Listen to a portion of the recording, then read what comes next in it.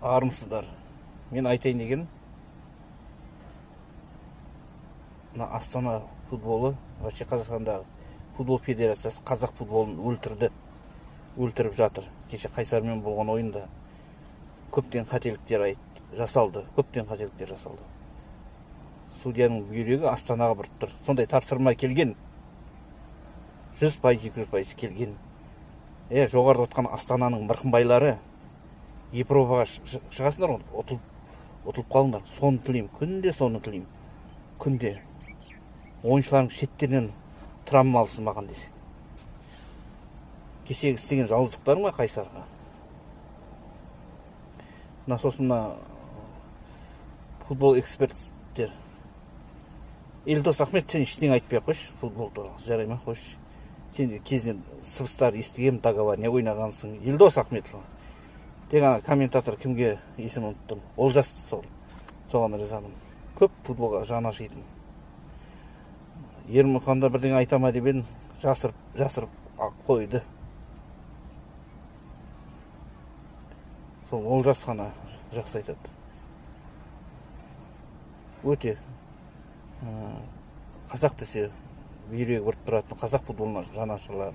Қалғандар білмеймін, қорқасыңдар ма? Сол жоғарыда отқан Астананың мырқымбайлары Европадан шыға алмайды. Позор болыңдар, позор. Шүшеңді білінеді, кеше қанымды арайтындар. Сосын кеше неге Қайсардың қақпашысына шабуыл жасалған кез неге эпизод тоқтатпадың? Төреші. Кеше Қайсарды жүргізген төреші. Оңбайсың сен. Сен оңбайсың. Әділдік жоқ Қазақстанда. Ешқандай әділдік жоқ. Бұна не жайнаған? Жемқорлық жайнаған. Футболда да жайнап кетті ғой, жемқорлық деген.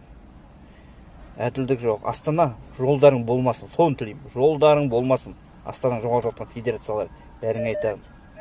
Жолдарың болмасын. Федерацияда жоғарыда отырғандар, Қайсар Қастандық дегендер. Жолдарың күнде соны айтамын. Таңертең 6-да тұрғанда соны айтамын. Сосын тағы бір айта кететін, федерациялар әдейі Қайсарды ұтқызбады.